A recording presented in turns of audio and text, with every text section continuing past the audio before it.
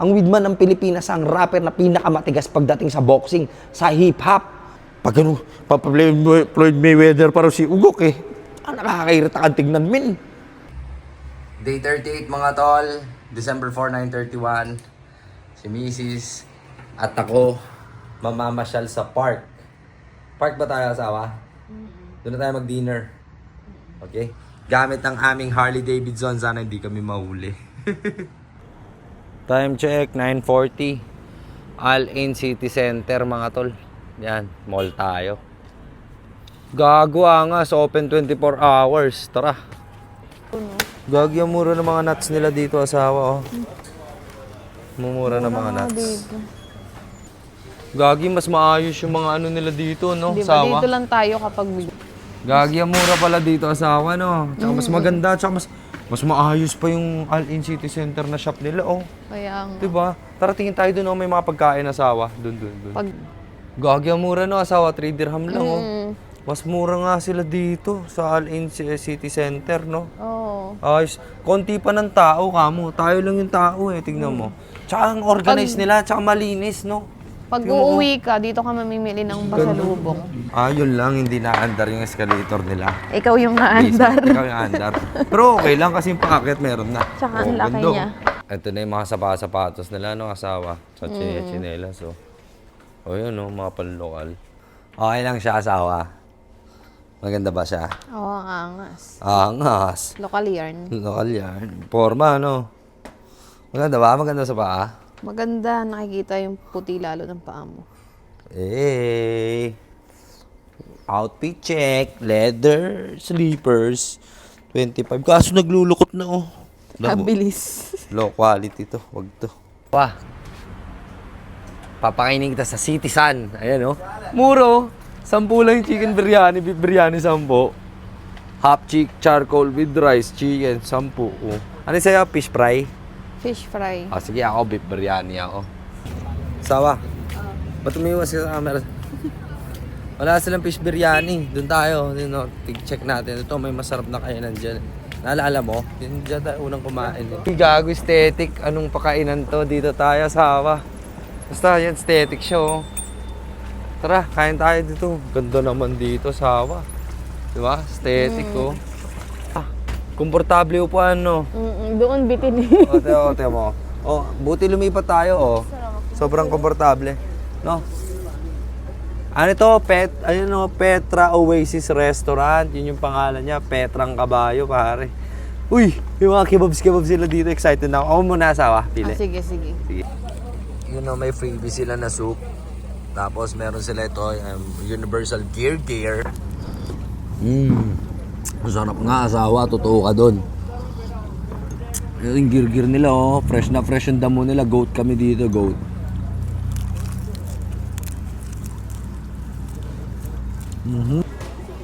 Charcoal grilled, mga tol. Lamporma, oh. Uy, langaw. Ito naman yung ano nila. Ano to? Fish. Basta fish. Masarap yan, tol. Basta fish keneme. Ang aming pagkain ngayon ng aking asawa, itong isdang ito, at saka itong chicken biryani. Dahil dyan, tanggalin muna natin yung sombrero natin. Siyempre, tignan nyo naman, pare, 20 to, 20 rin to. Pero sa akin, para sulit kasi may mga different sauces siya, oh. Yan, may custard pa yata, oh. Grabe yung sarap, asawa. Solid, no? Ang sarap niya nga. Ito, tikman mo rin to, yung manok. Mura na siya, daddy, sa 20. Mura nga. Kahit ito. Ang dami pa. Ang init, asawa, pero tikman mo to. Tikman mo. Blow mo. Oh. Sarap, no? Tignan nyo, ang init niyan, guys, oh. Buusok.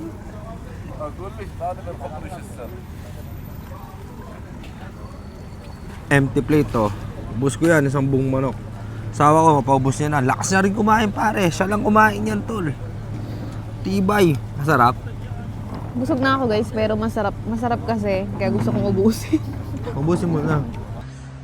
11:47. Kakauwi lang namin ni Mrs. Papahinga na, tulog naman, bukas naman ulit. Time check, 9:54 December 5. Gym tayo. Batiin muna natin to. Good morning, sunshine. Good morning, Al-Ain. And good morning, Sweet Ride. Gym Nation, pare. It's game time. Time check sa gym. 10:08 mga tol. Ayun, no? Tara, bakbak.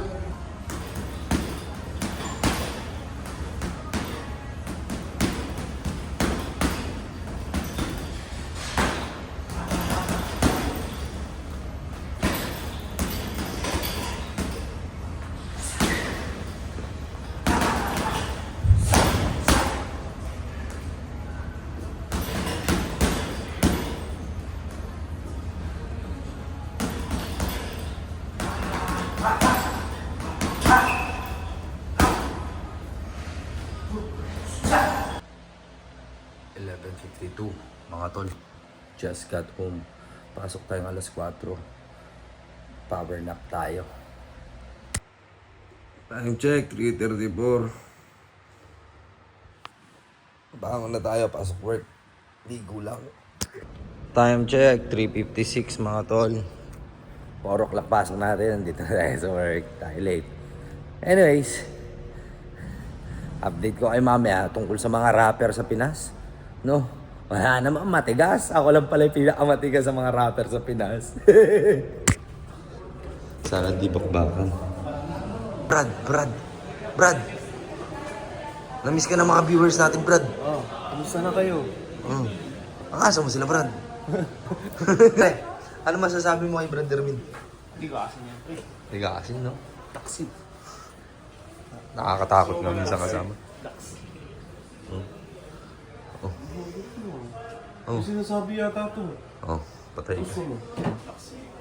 Humingi ka ng paumanhin, pre. Humingi ka ng paumanhin, tatamaan ka, pre. Brad, parang tinitigasan ka na itong kasama natin, no? Oh, angas, Brad, oh. Ano, Brad, tinatawa. Grabe ka talaga, Brad, oh. Tinatawanan mo lang. Oh, nanipap. Parang Erwin, Grabe si parang Erwin, oh. Oh. Pinustahan ka, pre. Pinustahan ka na, oh. Pinustahan ka, Brad. Ba't tinatawanan mo lang?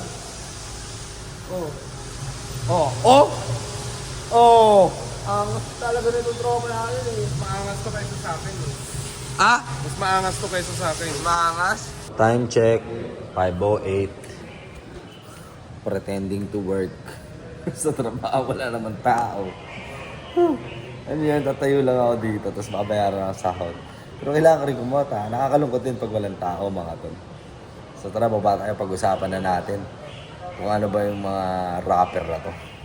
Bago ko tapusin itong day 38 natin, gusto ko nga palang pasalamatan lahat ng ating manonood, taga-suporta at taga-subaybay dito sa ating YouTube channel and Facebook page. At congratulations sa ating 4-year follower na pinadalaan ko ng 50 pesos. Sayang ka. Congrats sa'yo. So, yan lang kaya kong gawin eh. Magpadala ng 50 pesos. Pero at least namimigay ako ng pera. Well, anyway, diretso tayo dun sa pinaka main reason bakit ako ngayon na medyo parang a little bit Billy Jack is back. Kita nyo naman, from my 2 days of training, nagsisipag tayo. Consistent na tayo ng 38 days uploading of video vlogs. As well as, this is our 2nd day consistently attending the gym for trainings. At gusto ko lang ilabas itong aking mga nararamdaman tungkol sa mga sikat na rappers na idol natin. Unahin ko na dyan si Bugoy na Koykoy. As Weedman of the Philippines, malaki ang epekto sa akin ni Bugoy na Koykoy. Lalo na nung college days ko. Ako, gusto ko yung mga kanta niya, yung mga benta, bounce, yon. Ang hindi ko lang mawari, ngayong panahon ngayon, na medyo nagkakaedad na, at pares kami ng iniidolong tao na si Andrew Tate. Kung kilala nyo si Andrew Tate, nga pala may laban to sa December 20 dito sa Dubai, si Andrew Tate. No, sana manalo siya. Back to the story again. Ito si Bugoy na Koykoy. Idol niya rin si Andrew Tate. Si Andrew Tate, pare, isang kickboxer to na world champion, pare. 2 times, ha. Tapos, talagang nagpo-post siya ng about being top dog, no? Yung ano ka ba, yung alpha male ka, ganon. Yung punong-puno ka ng pagkabarako. Tapos, sa sobrang fan din nitong si Bugoy na Koy-Koy kay Andrew Tate, ginagaya niya na may 3 wives, tapos merong boxing din daw siya, si Bugoy. Nakakatawa kay Bugoy, puro lang pang show. Kahit sino sa 2 joints, pare. Puro lang sila pang show, pare, sa boxing, pare. No? At masasabi ko, oo, nasa inyo na yung dating, nasa inyo na yung angas. Pagdating sa rap, sa hip-hop. Pero dito ko masasabi na walang tunay na marunong sumampa ng boxing ring sa rappers ng Pilipinas at sa hip-hop, sa buong hip-hop industry ng Pilipinas. Puro lang kayo papogi sa camera.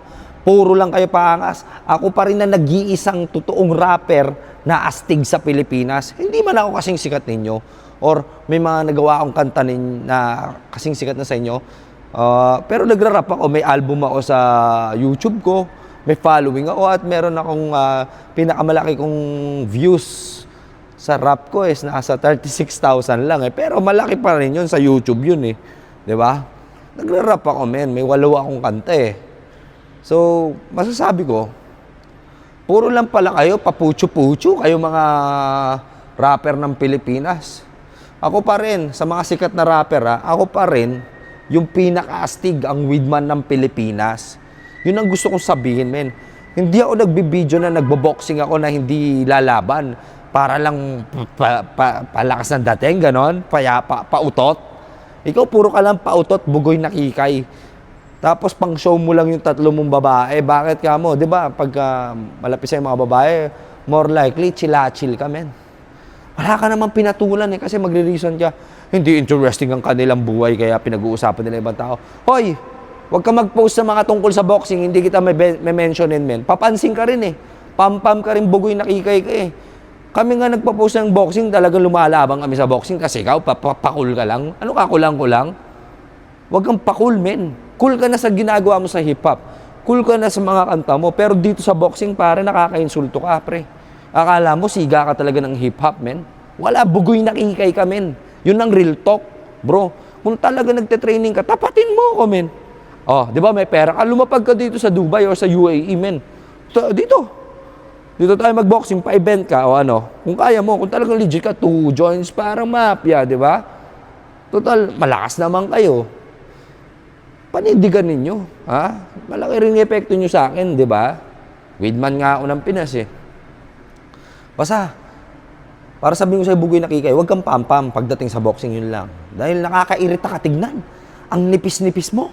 Ha? Yung parang pag ginab kita, liliparin ka na, eh. Pag ano, Floyd Mayweather parang si Ugok, eh. Nakakairita ka tignan, min. Totoo man. Tapos itong si Sadaw tsaka si Maxi Fresco, ito mga kaibigan din to. Nakakabuisit naman. Ito, si Maxi Fresco. Nagko-comment sa akin dati yan. Si Sadaw, pinapanood ko. Nagko-comment ako sa kanya. Tapos nag-aaway sila. Ito, kayong dalawa. Kung talaga kayo, huwag na kayong magbatuhan. Diba? Total, nagbo-boxing din kayo. Kahit sino din sa inyo. Naiirita ako. Ang weedman ng Pilipinas, ang rapper na pinakamatigas pagdating sa boxing, sa hip-hop. Wala nang iba. Sige, sa mga bashers ko, tsaka sa mga commenters ko, maging realidad tayo. Sinong kilala yung rapper na papalag sa akin? Wala. Walang may kaya, boy. Sino? Si Skustakli, Sapato. Diba? Meron. Patpahatin din yun eh. Diba? Yung papost-post siya ng nung nagte-training daw siya ng Muay Thai. Kahit MMA. Ito si Skustakli, MMA naman tinitrain. Kahit MMA, Skustakli. Nakakairita kayong tignan, men. Puro kayo pa-show, puro kayo pa-utot, puro kayo pa-epal pagdating sa combat sports. Kung talagang legit kayo, panindigan yung pagiging matigas nyo sa rap scene, bro. Sa hip-hop, hindi yung nakakairita na kayo sa mata ko, eh. Ikaw, bugoy. Ikaw, skusta. Nakakairita na kayo. Legit, bro. Gusto nyo, 2 pa kayo, 2 versus 1, eh. Para sa legit lang ako. 2 versus 1. Para alam ng tao ang kinahibahan ng mga pakul sa talagang cool. Weedman ng Pilipinas ang pinakamalakas pagdating sa combat sports dito sa hip-hop ng Pinas, men. Legit. Anyways, na-hype ako. Yun lang. So, naglabas ako sa loobin ko, guys. Huwag niyo masamain. OFW ako dito ngayon, no? Kahit i-search niyo ako sa chat GPT, man, ito. Ayan, ano sinasabi? MMA fighter, rapper, vlogger. Nagsinungaling ba ako sa mga binitawan ko salita? Hindi. So, ako ang pinakamatigas na rapper ng Pilipinas pagdating sa combat sports. Wala, pucho-pucho na lahat, min. Pucho-pucho lahat. O sige, kung sige, hinahamon ko ang buong hip-hop industry ng Pilipinas, kung sino yung mga sikat na katulad ko. Ha? Makipag-boxing sa akin, sige. Kung may legit, wala. Puro pucho-pucho, puro diss track, puro namanwak, puro payabang, hamon dito, hamon dyan. Wala naman pagdating sa boxing na pre. Pwe! Nakakainis kayo. Ay, nakakadiri. No? Widman ng Pinas lang talaga ang malakas. Pagdating sa combat sports, sa hip-hop industry. Tandaan nyo yan, boys. Tandaan nyo yan, boys. Wala. Bing! So yun lang, dito na nagtatapos ang ating vlog. This is Billy Jack Sanchez. You wanna know why? Once again saying, don't hate, spread love, and educate, and let love seize the day.